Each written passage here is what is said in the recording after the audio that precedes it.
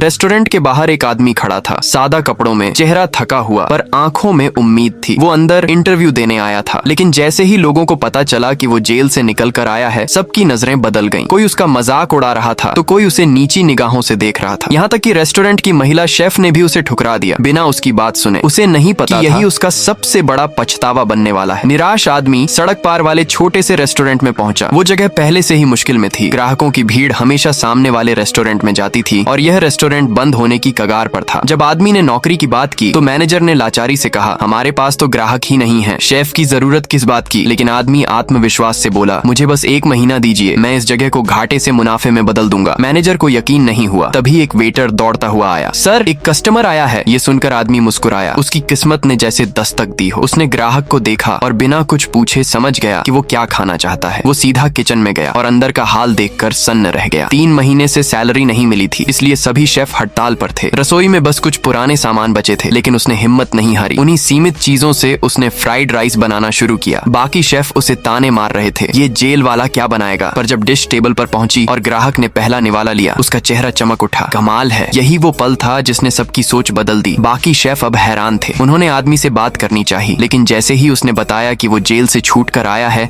सब सन्न रह गए। एक शेफ ने तो चाकू तक उठा लिया, लेकिन वो डरने वाला नहीं था। शांत स्वर में बोला, मुझे बस 1 महीना दो, तुम्हारी सारी सैलरी तुम्हें वापस मिलेगी। उधर बाहर वो ग्राहक पूरा फ्राइड राइस खत्म कर चुका था। उसने वेटर से कहा, ऐसा खाना तो मैं कल फिर खाने आऊंगा। मैनेजर ने जब ये सुना, वो खुद किचन में आया। उसने आदमी की काबिलियत देखी और तुरंत नया नाउ हायरिंग बोर्ड लगा दिया। और यहीं से शुरू हुई 2 रेस्टोरेंट्स की जंग। एक के पास नाम था, दूसरे के पास जुनून।